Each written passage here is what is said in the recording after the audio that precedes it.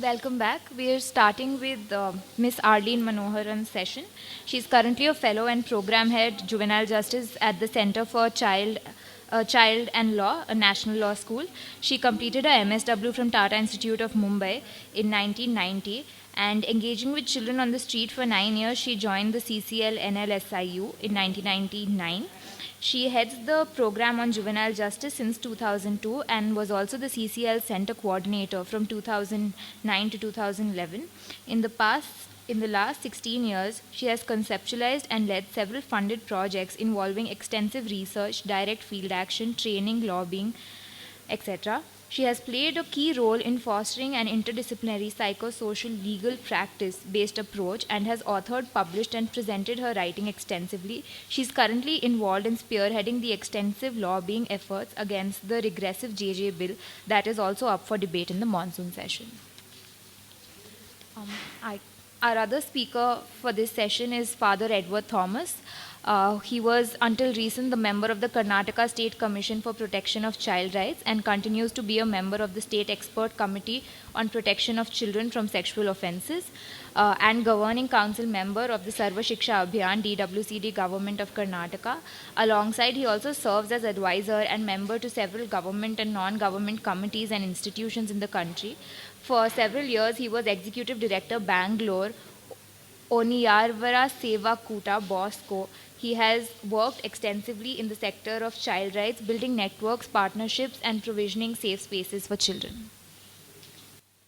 A fragmented response of the juvenile justice system. I was given 10 minutes, but I have a feeling it's going to go a little beyond that. Is that all right? If that's so, then I need somebody to give me a timing because I have, I think, about 22 slides. Yeah, so somebody please keep track of me. Just give me the next slide, please.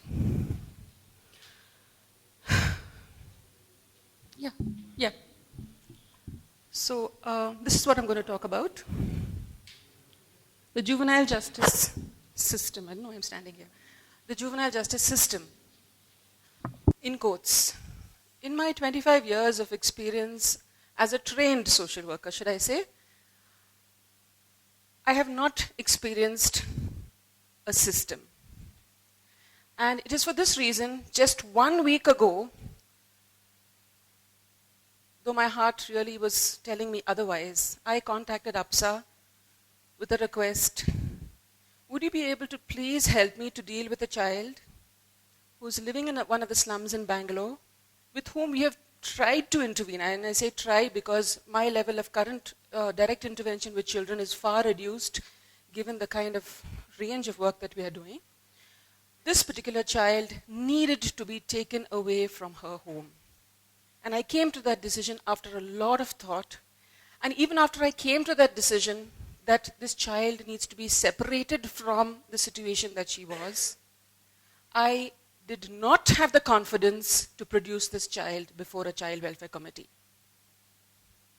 And that is why, or rather that is because I believe that this system is as parched, as lifeless, as, what should I say, it just destroys the being, the sense of self, the identity, the sense of hope, aspirations.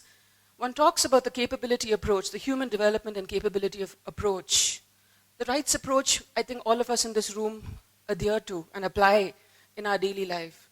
The human development and capability approach talks about much deeper levels of well-being, of enabling a child to become to his or her full potential.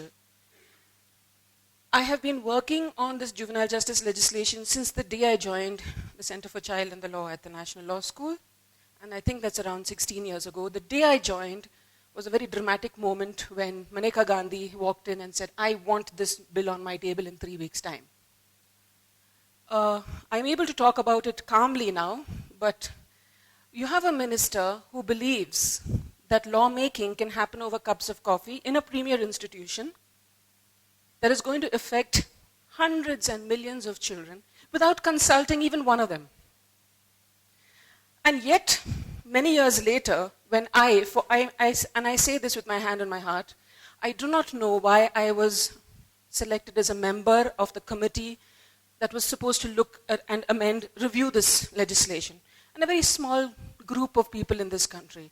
And at the very first meeting of that amendment committee, I raised a question, and I wrote to the ministry and the other members saying that I believe that 2.5 days, which is exactly the time that we got as a committee, within 6 months, so 6 months is a tenure, but 2.5 days of actually interacting with one another to review a legislation that impacts hundreds of children with no money for a participatory process of families or children.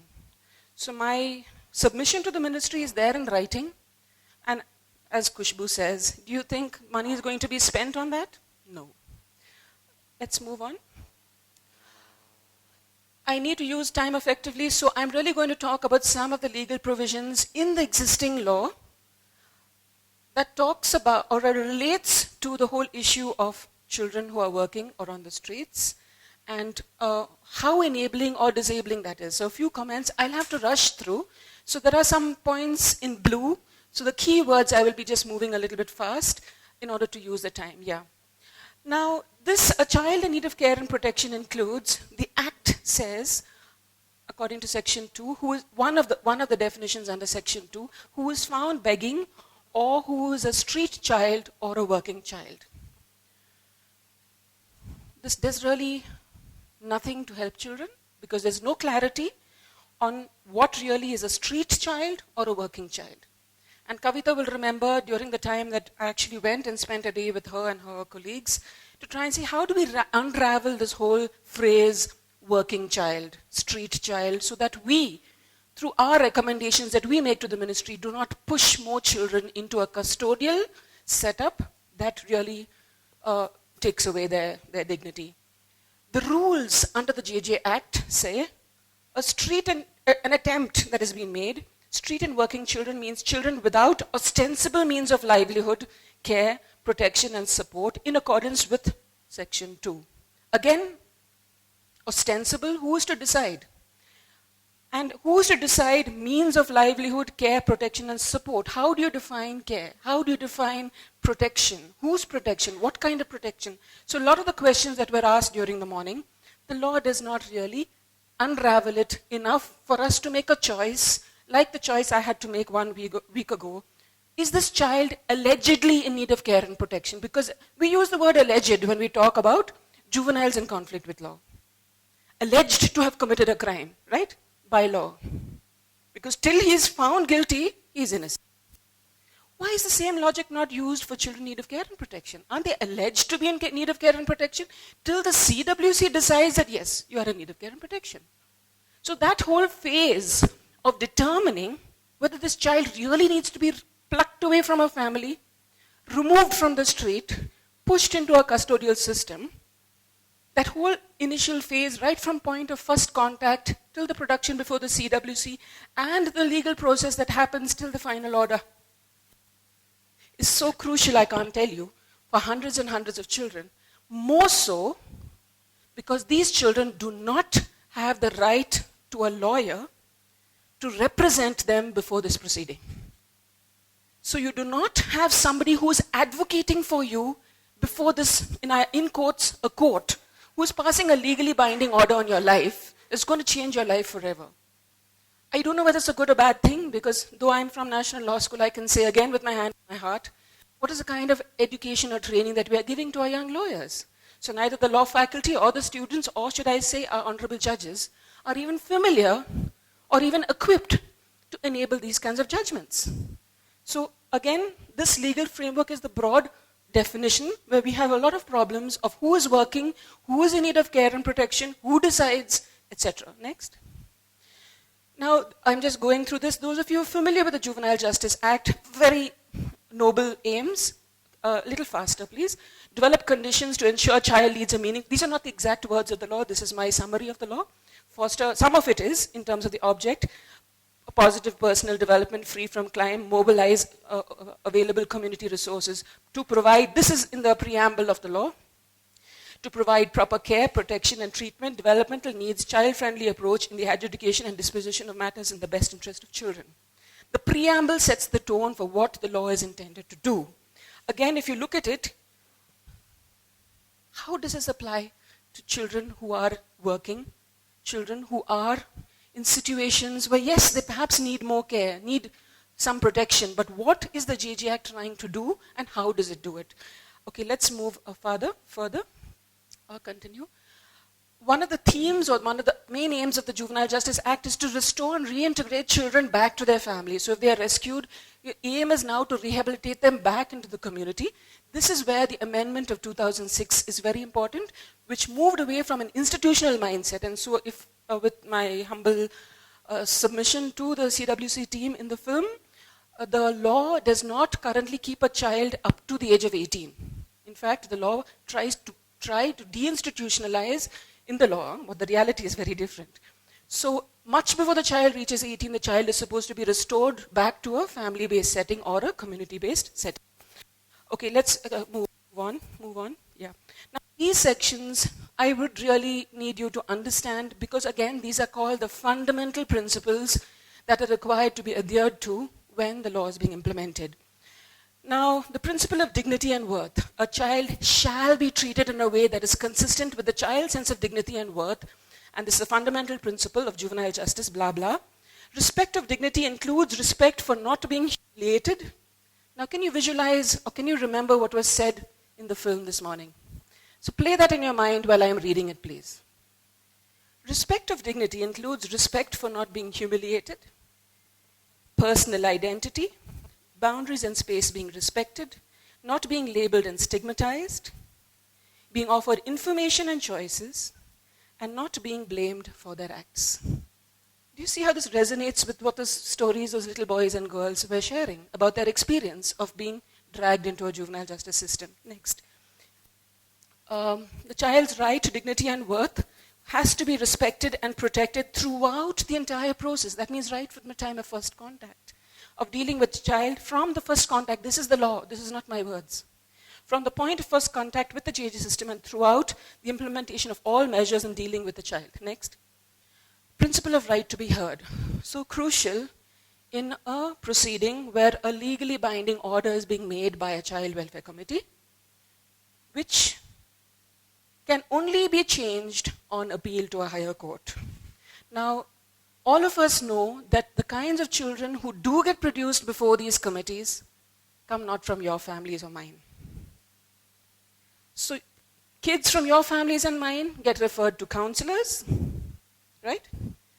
Get, some kind of, some support that way. But the kids that don't get produced before a CWC, again with no lawyer to help you to understand your rights and to ensure that the decision that is being made on you is done through a fair process.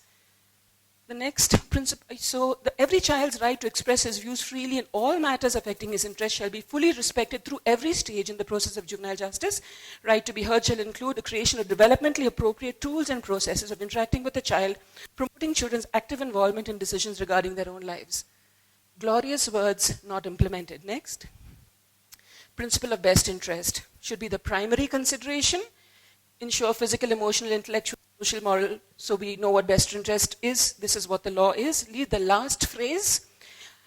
Well-being and permanence for each child and thus enable each child to survive and reach his or her full potential. So the law demands it. Next. Who advocates, I've already given you the answer just now, who advocates for the best interest of child laborers before the CWC? Nobody. You may have a social worker. Now, when concerned for working children, you may be actually going there and trying to get children out of the CWC and therefore you advocate. But not when a child is being produced and an order for detention or placement in a home is being made.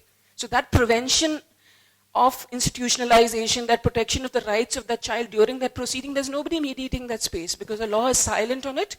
Except for Delhi, at some point in time, the Delhi Legal Services Authority deputed some empaneled lawyers to support the CWCs, not the children. Next. Representation of children. As adults, we enjoy democracy. Children rarely get to benefit from it. This is from Concern for Working Children's own slide, with their permission. Next. Value of child's right to participation and representation. Okay, you can go a little faster. Principle of natural justice, the UNCRC, empowerment of children. Okay, next, I've already dealt with this. Now, the UN Committee on the Rights of the Child, UNCRC and Article 12, again, I don't need to get into details about what Article 12 is, but if it's a core principle of the convention, which we are legally bound to obey, as well as it's enshrined in our domestic law, this is a fundamental aspect of decision making for working children. Next. The comment, general comment number 5, again reinforces this idea that if a child, or decisions are made for children, that they need to be supported through child-sensitive procedures, child-friendly information, support for self-advocacy, access to independent complaints procedures and courts, necessary legal and other assistance, and if a wrong decision has been made, reparation, etc. So this is the UN General Comment number 5. Next. Principle of equality and non-discrimination. Our own model rules under the JJ Act, which applies all across this country and which state rules have more or less adhered to. Should a child be discriminated against because the child is working? Or for any activity the child is in? This is the law. So if you interpret the law, you will be able to say that yes, this discrimination is being happened just because the child is working. Again, this is a constitutional violation of the right to equality. Forget the JJ Act, it's a constitutional violation. Next. Principle of family responsibility. All decision making for the child should involve the family of origin. The phrasing is really bad because you could have children who are in adoption and you can't drag the family of origin into that decision, so it's a bad phrasing. But the idea is that families should also be an integral part of that decision making, and yet we exclude them. Next. Safety, no harm. At all stages, not subjected to harm, abuse, neglect, maltreatment. Extreme care shall be taken to avoid any harm to the sensitivity. And in bold, the state has a greater responsibility for ensuring safety of every child in its care and protection without resorting to restrictive measures and processes in the name of care and protection. This is your argument for the arbitrary and ad hoc detention of children who otherwise are leading a life of dignity with their families, going to schools, working during the summer.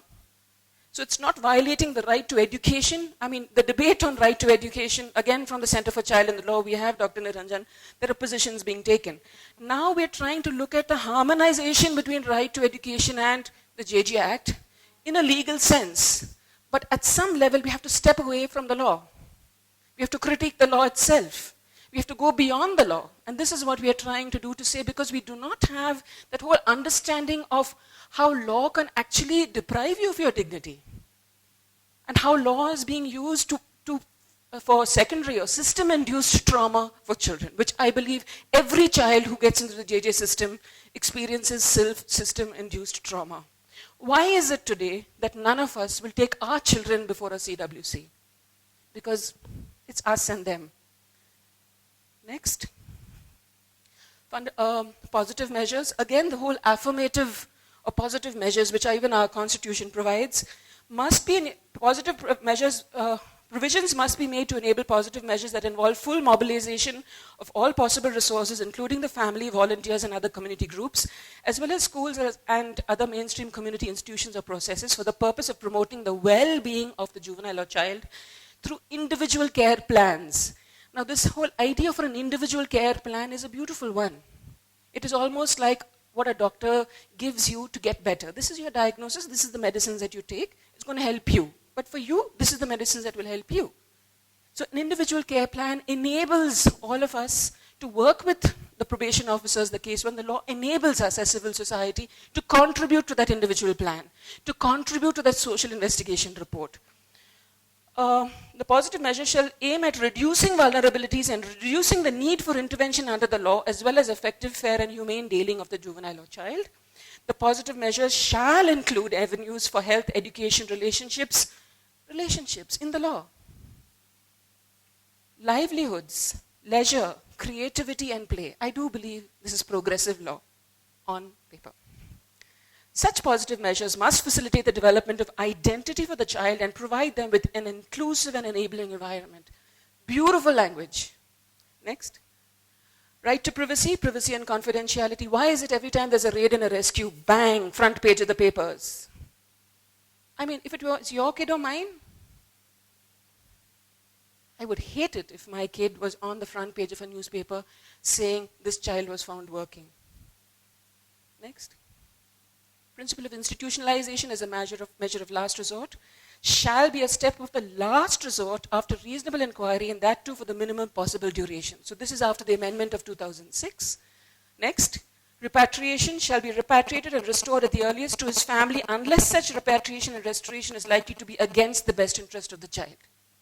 So again, there's a provision for getting children out of the JJ system and restoring them back to the family, with support of a sponsorship, with support of a community, perhaps a fit institution or a fit person who mentors and supports this child to be fully reintegrated and not go back into a situation where perhaps is hazardous to her well-being. Next. I think this is next one. Yeah, sorry, please go back to that slide. I think through processes that are also happening parallelly, I'm not able to come to you with a recommendation to say what is the kind of an inquiry that a child labor inspector needs to do, and how does a child labor inspector negotiate or converge or build linkages with functionaries under the JJ system. That requires much more understanding, because whether we like it or not, the system is there. So within the existing framework, what do we do? And for a totally revised framework, the law reform process, which people like Nandana Reddy from so many years have been working on, that journey is still on. So at this frame of time, when the Child Labour Act and the JJ Act are in force, how do we ensure that the inquiries that are done by the officers in the Labour Department and the JJ Act ensure that these inquiries are such that will result in good decisions for care, protection, dignity of children? Next. Now, perhaps towards being pro-child, from generalization that all child laborers are children in need of care and protection and required to be institutionalized as parents are negligent, exploitative, and abusive, to perhaps focusing on the individual child and family using the social investigation report and individual care plan as tools to inform and operationalize best interest decisions. It sounds very grand. Across the globe, research is till today being done on how do you apply the best interest principle. We use it, in every lecture and every phrase. How do you actually arrive at a best interest-based determination for a child is, believe me, a very, very difficult task that needs to be individualized for each and every child. You cannot generalize. This is a huge challenge. Raid and rescue, from moving away from a raid and rescue mentality to identifying root causes and enabling rehabilitation through balancing child participation with best interests. So can children and families be part of those decisions to say, this is what is going to be good for us? We use the law in our own interest. We don't get controlled by the law. Hierarchization of rights, because yes, the right to education may be top of the agenda for everybody. It is being touted as the right. Everything else doesn't matter. Is that what the UNCRC teaches us? No. Again, identifying the best interest of the child while respecting and protecting all the rights of the child, particularly through the right to be heard. So can child participation be used as a means through which the child and the family and significant others are able to work with the CWC to arrive at a best interest determination? Not simply say right to education, not in school, therefore in the JJ system. Statutory institutions under the JJ Act are places that provide care and protection. It's an assumption that, people are just seeming to, so yeah, they're there, so we produce these kids. It's like, no different from what I think Dunu was said. It's like a assembly line. You just keep literally sending them off to the CWC. But children's homes are, in reality, a detention of liberty. Why is it that a children's home has gates, locks, and guards? It's not a home. Then don't call it that. Why is it the state believes that every child in need of care and protection should not run away and therefore lock her up? My experience of working in an organization called Sneha Sadan has changed my perspective of how do you engage with street and working children. Sneha Sadan has homes in the community, not institutions, where they have a little garden, they go to the regular school, and it's an open space. Yeah, I have, how many? Okay. Children make choices to come to the home children make choices to leave the home. The only gatekeeper is the child himself. For the younger children, there are more safeguards and more people watching them and working with them. Older children, the gate is open. And as a social worker who has worked in that system, I believe that is the model for street children. That is the model for street children. Open homes where children make choices whether they move in there or not. Without resorting to judicial proceedings and diversion is a phrase that is applicable only for juveniles in conflict with law. It's not applicable for children in need of care and protection.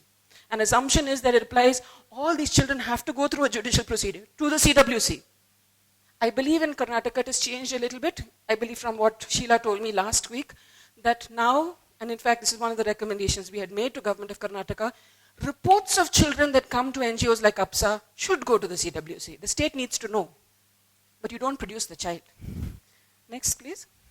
Some recommendations, these are my last 2 slides, so I'm going to run through it. Change in mind sets. Yes, standard operating procedures because, and I do agree with what Kushbu said, but why can't we have good SOPs written by Kushbu?